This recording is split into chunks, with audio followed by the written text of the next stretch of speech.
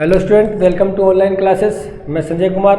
हम इकोनॉमिक्स का जो टॉपिक पढ़ रहे थे उसको हम कंटिन्यू आगे करते हैं। उसको आगे जो भी उसका जो सिलेबस है उसके बारे में हम पढ़ते हैं। देखो, जो इकोनॉमिक्स में हम पढ़ रहे थे वो पढ़ रहे थे उपभोक्ता का व्यवहार, उपभोक्ता का व्यवहार। और उस उपभोक्ता के व्यवहार में हम पढ़ रहे थे उपभोक्ता की संतुष्टि या साम्य, उपभोक्ता का साम्य।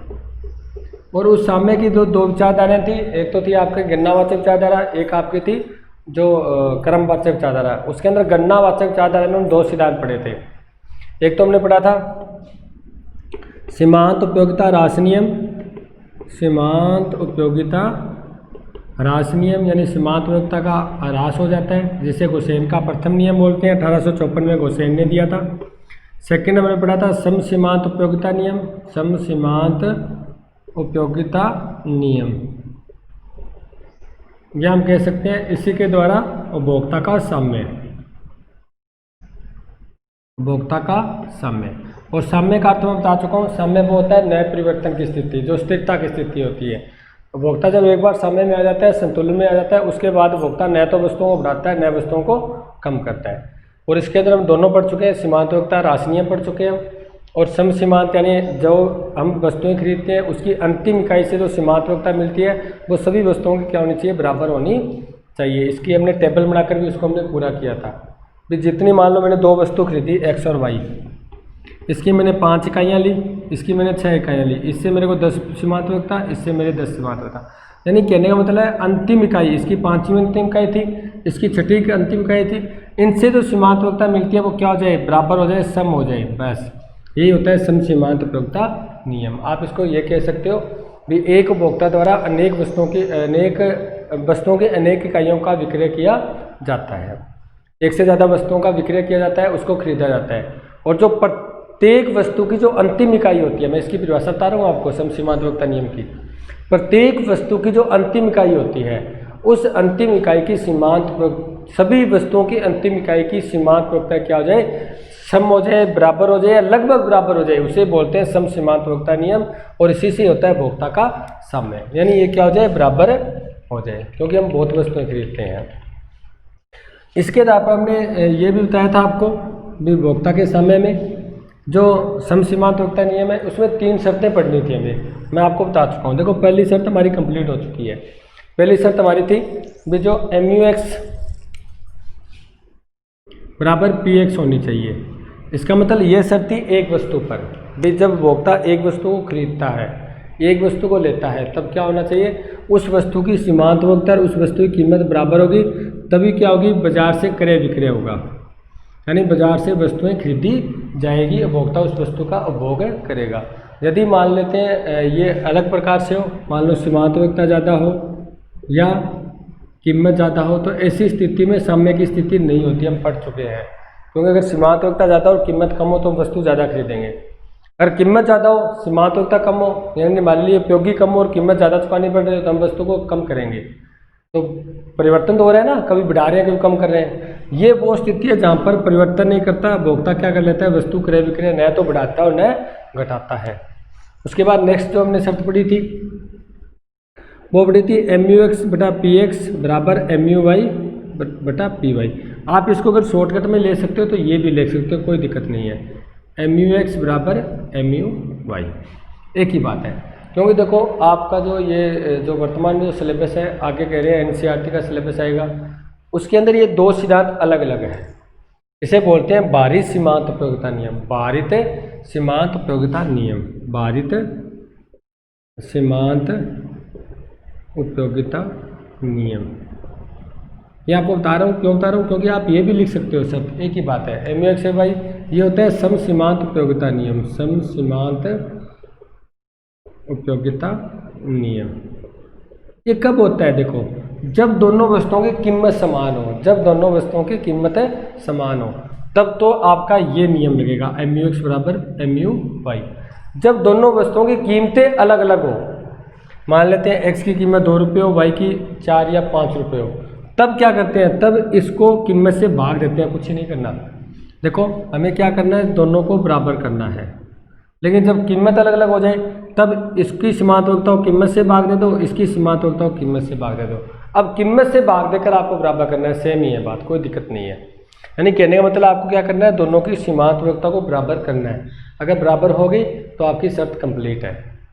इसका मतलब आप उपभोक्ता को समय पूरा हो रहा है, उपभोक्ता को संतुलन हो रहा है। तीसरी जो हमारी हमने जहाँ पर उस क्लास में छोड़ी थी उसको करते हैं, वो ये थी जो बजट की जो शर्त थी, बजट शर्त या बजट की समीकरण थी, जो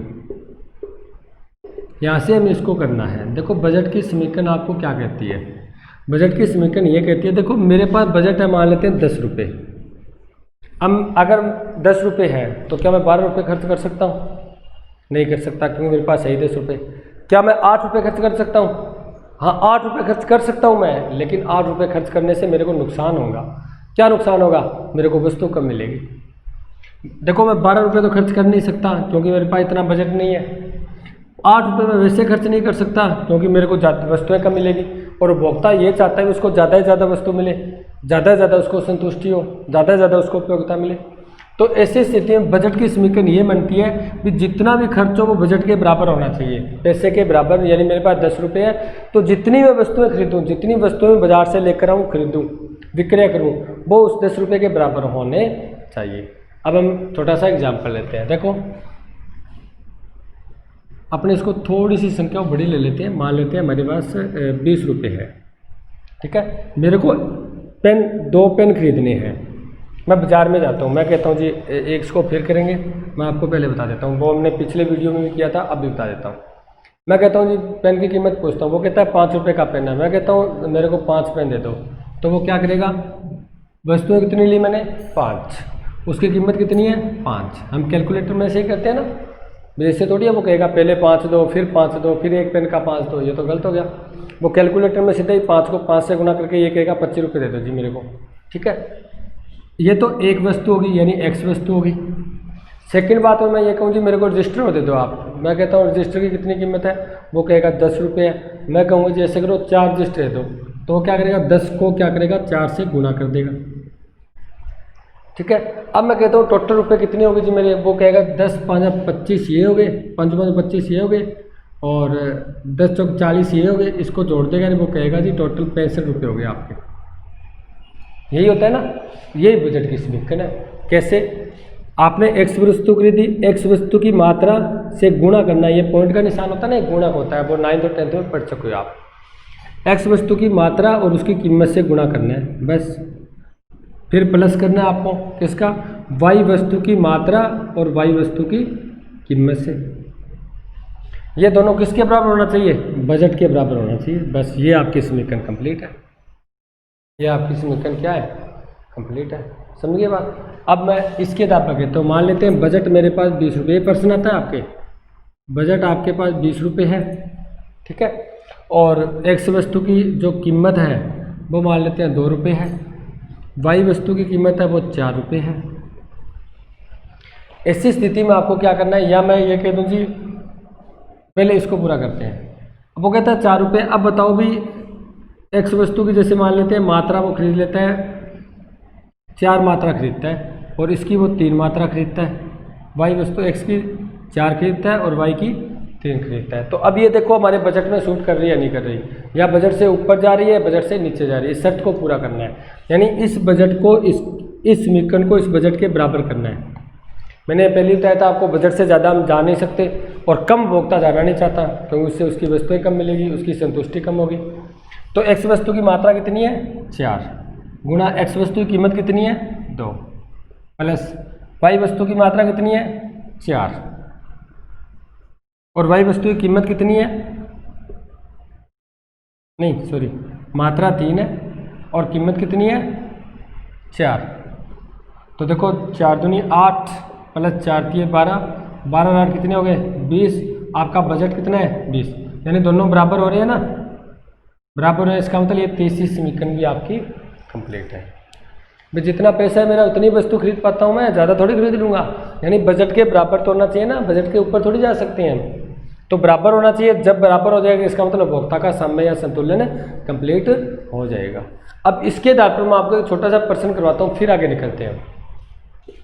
देखो मैं ये कहता हूँ भी उपभोक्ता के पास 20 रुपये है जी, ठीक है, बजट 20 रुपये है, और एक्स वस्तु की जो कीमत है वो 2 रुपये है और वो मात्रा उसकी 4 खरीदता है।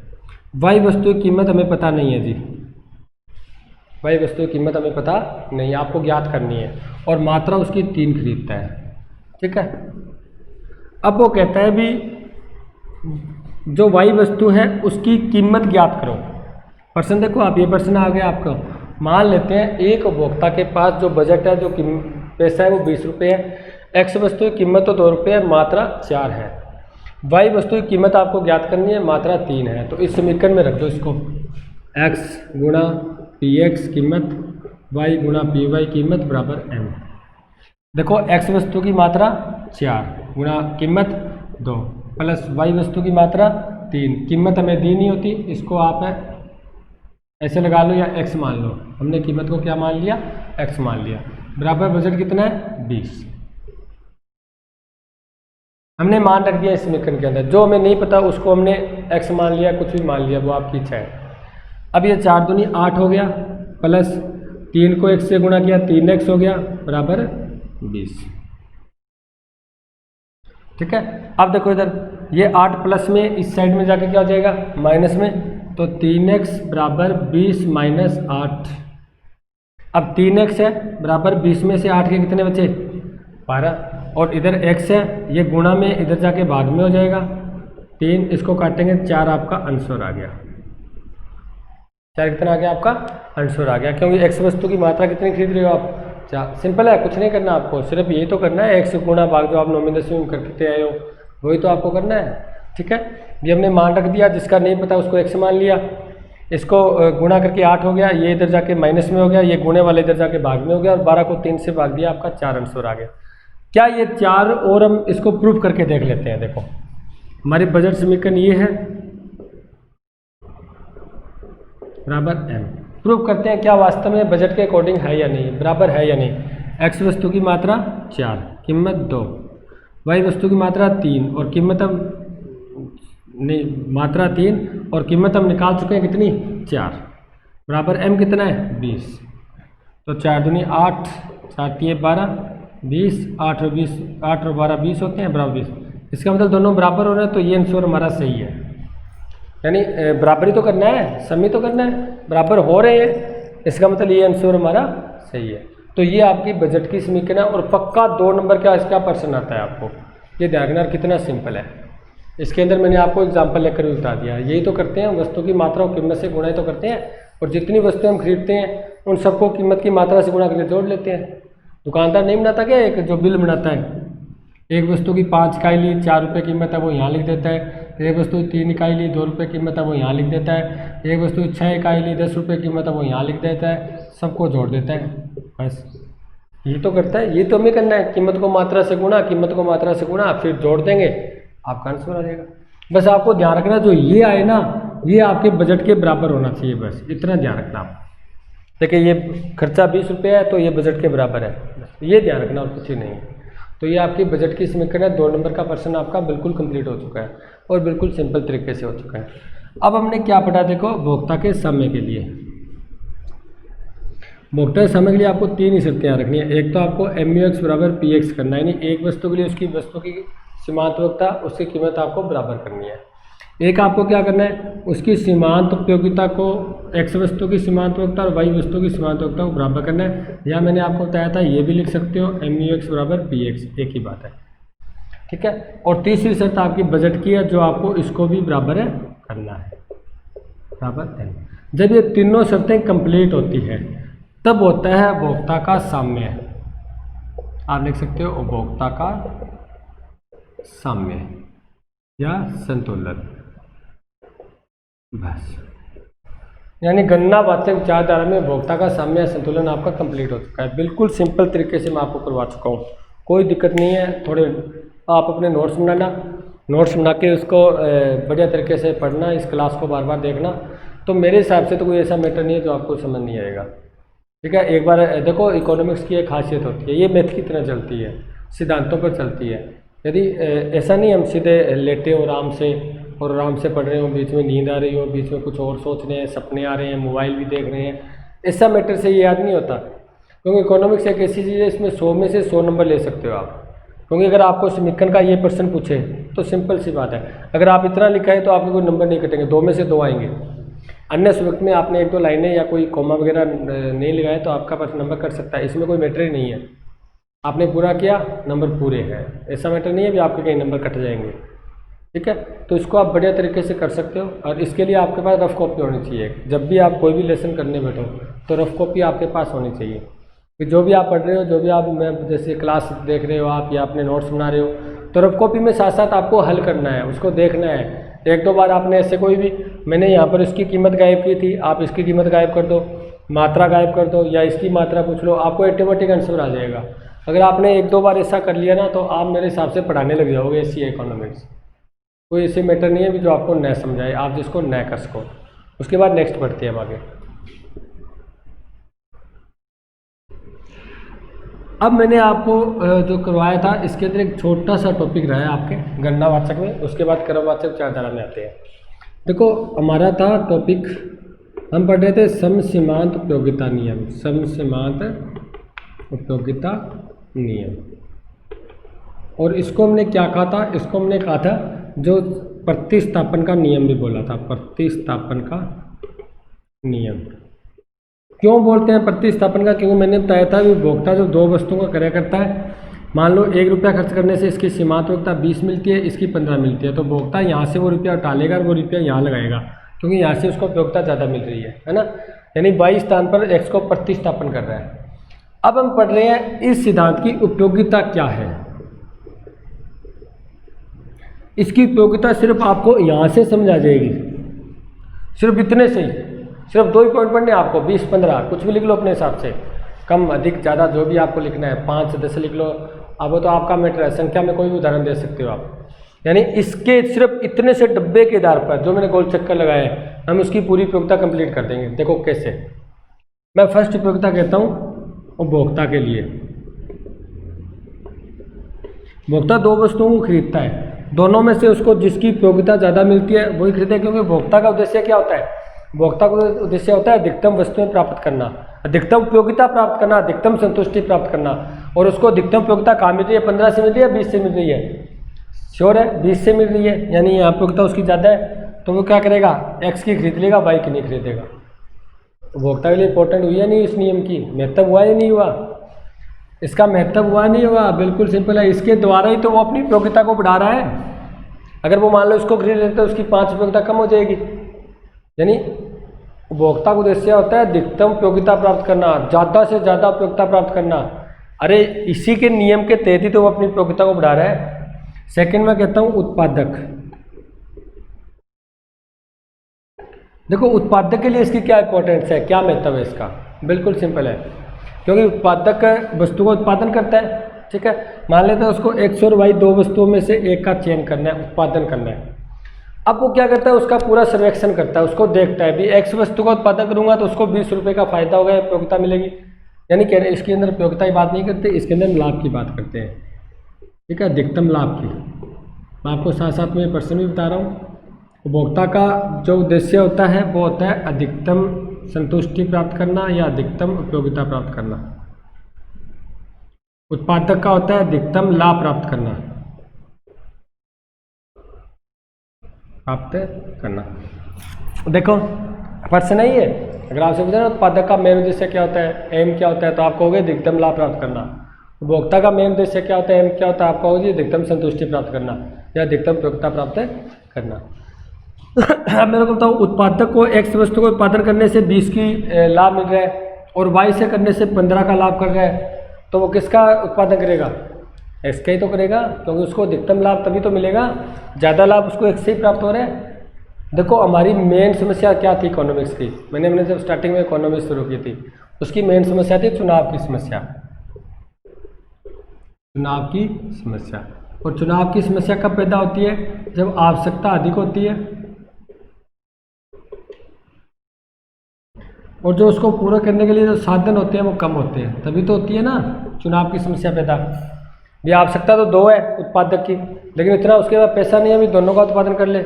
आवश्यकता भोक्ता की 2 है, लेकिन इतना उसके पास पैसा नहीं भी दोनों को खरीद ले। इसका मतलब एक का चयन करना है, भोक्ता तो उसका चयन करे, इसका ज़्यादा उपयोगिता मिलेगी। उत्पादक उसका चयन करेगा जिससे ज़्यादा उसको लाभ मिलेगा। तो वो उत्पादक को ही फायदा हुआ या नहीं हुआ? हुआ। उसके बाद नेक्स्ट बात करते हैं हम सरकार के नियम की। सरकार का निर्णय लेती है या कोई नियम या सिद्धांत बनाती है। ये ध्यान रखना, सरकार भी नियम या सिद्धांत बनाती है तो इसी सिद्धांत को देखकर बनाती है। कैसे बनाती है देखो, क्योंकि सरकार को क्या करना है, पैसा इकट्ठा करना है, पैसा खर्च करना है, जितना पैसा उसके पास इकट्ठा हुआ है। तो इसका मतलब सरकार का मेन उद्देश्य क्या होता है? अधिकतम कल्याण।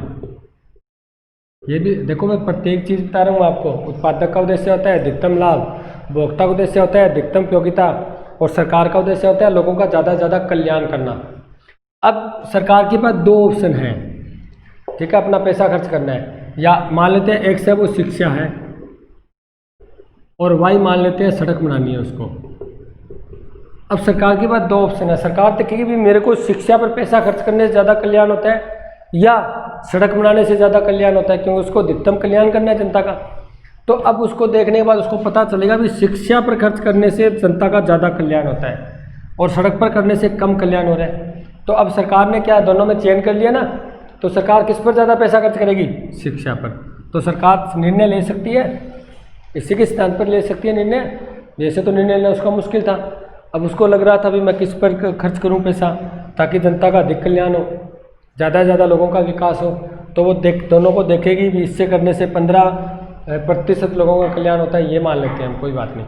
इससे करने से 20% का कल्याण होता है, तो वो कहेगी शिक्षा पर पैसा ज़्यादा खर्च करने से ज़्यादा कल्याण होता है। तो सरकार डिसाइड कर लेगी, निर्णय ले लेगी, डिसीजन ले लेगी भी जो पैसा खर्च किया जाएगा वो ज़्यादा किस पर किया जाएगा?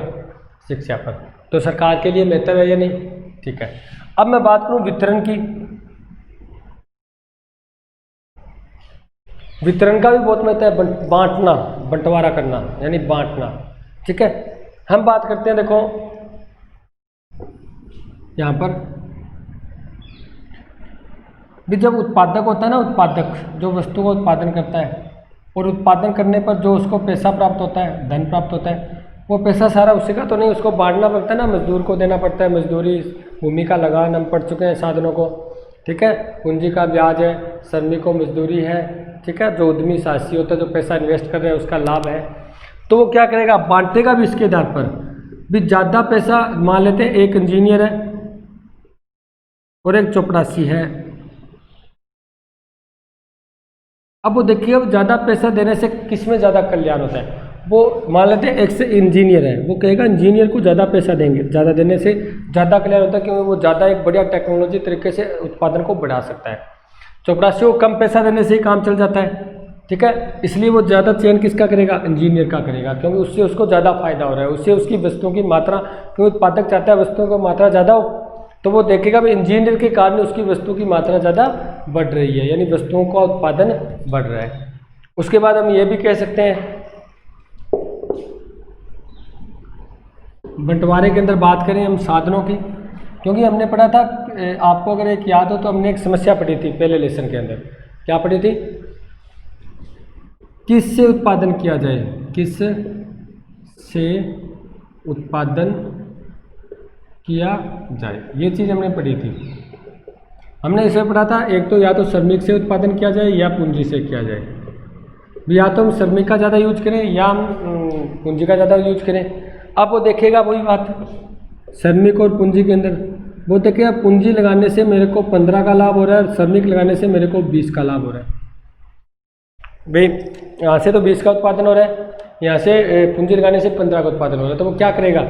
वो दोनों को देखकर इसका डिसीजन लेगा भी मेरे को क्या करना चाहिए, ज़्यादा से ज़्यादा श्रमिक का यूज करना चाहिए, या इससे 25 हो रहा है, इससे 20 हो रहा है, तो वो कहेगा ज़्यादा से ज़्यादा मेरे को क्या करना चाहिए, पूंजी का यूज करना चाहिए। तो बात समझ गए होंगे भाई, ये भोक्ता भी डिसाइड करने के लिए सबसे अच्छा सिद्धांत है।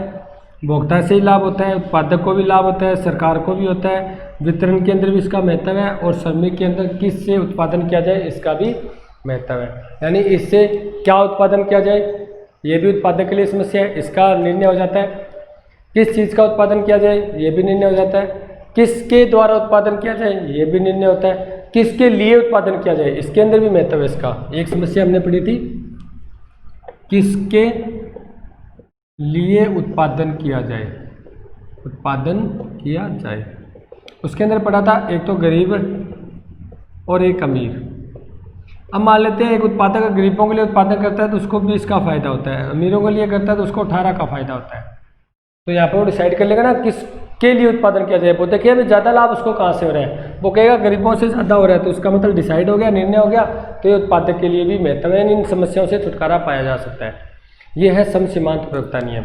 यानी सम सीमांत प्रयोक्ता नियम बहुत से जो नियम जो समस्या है उनको हल कर देती है सभी के लिए, चाहे वो उपभोक्ता के लिए, चाहे वो उत्पादक के लिए, चाहे वो सरकार निर्णय लेने के लिए, चाहे वो वितरण के लिए, चाहे वो हमारी जो उत्पादन की समस्याएं, किसके लिए उत्पादन किया जाए, किसके द्वारा उत्पादन किया जाए, किसका उत्पादन किया जाए, इन सब का क्या हो सकता है, इन समस्याओं को, प्रॉब्लम्स का हल किया जा सकता है। ये है सम सीमांत प्रयोक्ता नियम की महत्व या उपयोगिता। बिल्कुल सिंपल सही है। मैंने सिर्फ और सिर्फ इन 2 बिंदुओं से हमने इतने लिख दिए। देखो कितना सिंपल है, सिर्फ एक ही चीज़ याद थी हमें, ये x और y की हमने उपयोगिता लिखी थी, चाहे उत्पादन लिखा था, कुछ भी लिखा था, ये एक ही पॉइंट लिखा था हमने, और इस पॉइंट के द्वारा हमने क्या सब कुछ कर दिया डिसाइड। उपभोक्ता को उपयोगिता ज़्यादा चाहिए, जिसमें ज़्यादा उपयोगी होगी उस वस्तु का चयन कर लेगा। उत्पादक को ज़्यादा उत्पादन चाहिए, जिस ज़्यादा लाभ चाहिए, जिस वस्तु ज़्यादा लाभ हो रहा है वो उसका चयन कर लेगा। सरकार को वहाँ पर खर्च ज़्यादा करना है जहाँ पर ज़्यादा कल्याण हो, जहाँ पर ज़्यादा कल्याण हो उसका चयन कर लेगा। तो कहने का मतलब है ये सम सीमांत प्रयोक्ता नियम का महत्व है, जो आपका एक पर्सन भी है, और बढ़िया तरीके से आप सिर्फ इसके आधार पर ये नाम याद होना चाहिए, उत्पादक के लिए, उपभोक्ता के लिए, सरकार के लिए, वितरण के लिए, जो भी है, सिर्फ आपको ये याद होना चाहिए, बाकी तो इसका मैटर है। क्योंकि प्रत्येक व्यक्ति, चाहे उत्पादक हो, चाहे उपभोक्ता हो, चाहे सरकार हो, प्रत्येक ये चाहते हैं कि उनको ज़्यादा से ज़्यादा मिले, और ज़्यादा से ज़्यादा तभी मिलेगा जब वो ये बढ़िया तरीके से डिसाइड लेगा। और इसके अंदर हमने मान्यता पढ़ी थी, एक उपभोक्ता विवेकशील होता है, इसको नहीं भूलना आपको। अरे विवेकशील है तभी तो ये डिसाइड कर रहा है, भी इससे उसको कम मिल रही है, इससे उसको ज़्यादा मिल रही है, तभी तो प्रतिस्थापन कर रहा है। मान लो विवेकशील नहीं हूँ, मैं कुछ नहीं सोचता, घर वालों ने मेरे को सामान दिया, भागता हो गया, मैंने कहा ये दे दो, बस न मैंने कीमत पूछी, न मैंने वस्तु की मात्रा वो तोड़ रहा है वो देखा ना मैंने दूसरे वस्तु की कीमत पूछी, उसने दे दिया मेरे को बिल बना दिया, मैंने उसको पैसा दिया, लिया, उठाया, घर आ गया, बस कुछ नहीं देखा, घर वालों ने कुछ नहीं देखा, न कुछ पूछा। ये विवेकशीलता नहीं है।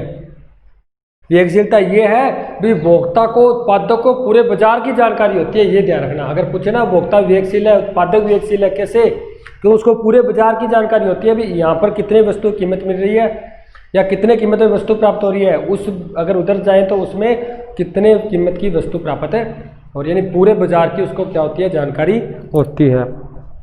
तो ये होगा आपका सम सीमांत प्रयोक्ता नियम के द्वारा उपभोक्ता का साम्य। ठीक है, उसके अंदर 3 शर्तें याद करनी है, बिल्कुल सिंपल सी है, और इसका ये महत्व है। अर्थ तो बिल्कुल सिंपल है इसका, तो सीमांत होता है उसको समी तो करना है, बराबरी तो करना है। ठीक है, उसके बाद नेक्स्ट पढ़ते हैं।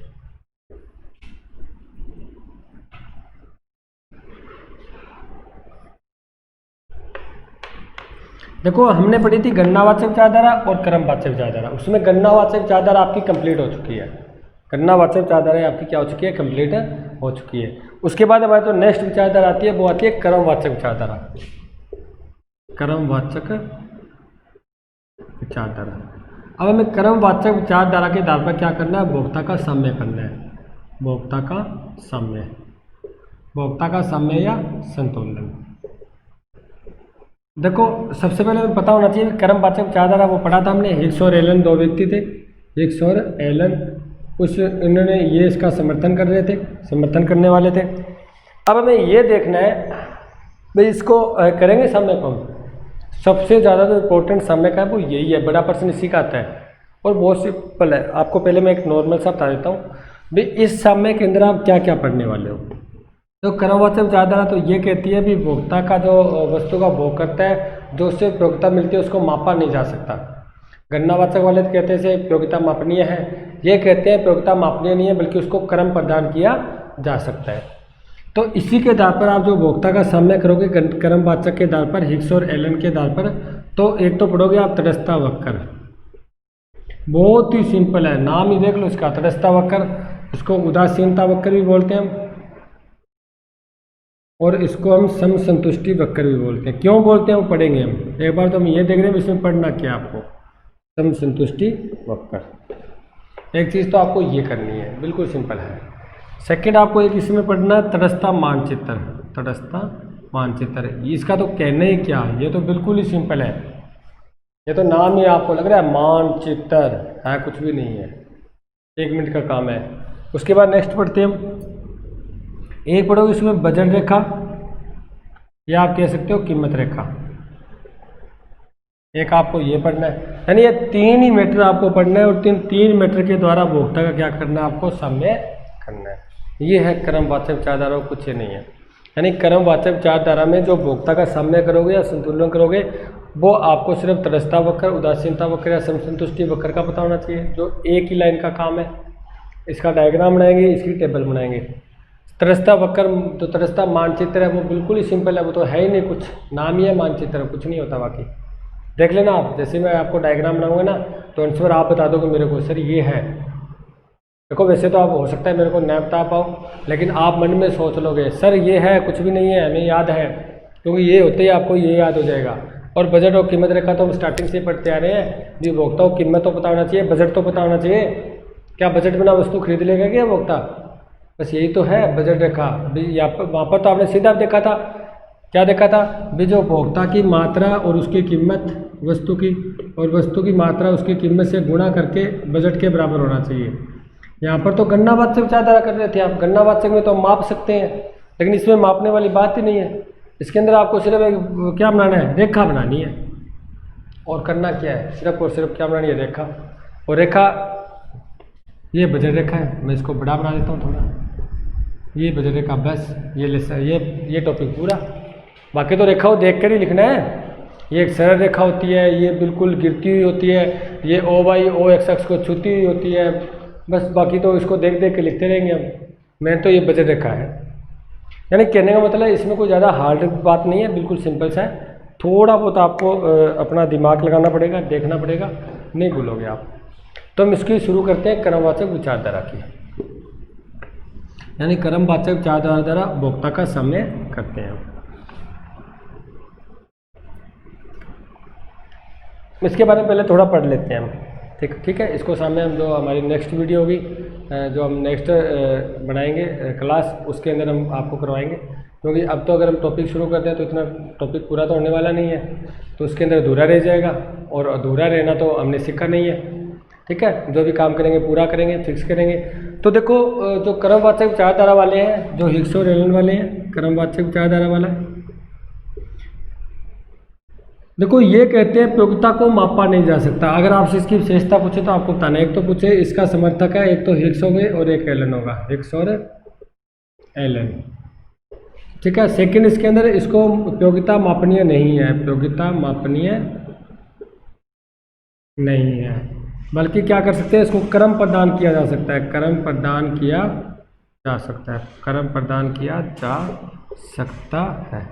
देखो उसके अंदर मैंने आपको बताया था गणनावाचक में क्या पढ़ा था हमने, उसमें ये पढ़ा था, जैसे मेरे को भूख लगी है, मैं पहली रोटी खाता हूँ, मेरे को 10 उपयोगिता मिली, दूसरे से 6, तीसरे से 4, यानी उपयोगिता माप रहे थे हम। इसके अंदर कहता है उपयोगिता माप नहीं ले रहे, बल्कि क्रम देंगे। कौन सा? जैसे प्रथम क्रम, द्वितीय क्रम, तृतीय क्रम, यानी इसमें क्रम दिया जाएगा, संख्या नहीं दी जाएगी, क्रम। जैसे मैंने पहली रोटी खाई, ये मेरा प्रथम क्रम है, दूसरे में द्वितीय क्रम है, फिर तृतीय क्रम, यानी पहली वाली को हम सबसे ऊपर क्रम देते हैं। उसके बाद थोड़ा संतुष्ट हो गए हम, कुछ हमें मिल गया, थोड़ी भूख शांत हो गई, तो उसको हम दूसरा क्रम दे देते हैं, फिर हम उसको तीसरा क्रम दे देते हैं। यानी ये कहते हैं इसको क्रम दिया जा सकता है, बल्कि उपयोगिता को मापा नहीं जा सकता, उपयोगिता को मापा नहीं जा सकता। इसका मतलब ये कह सकते हो, इन्होंने गणनावाचक विचारधारा है, गणनावाचक विचारधारा, इसकी आलोचना की थी। क्या की थी? आलोचना।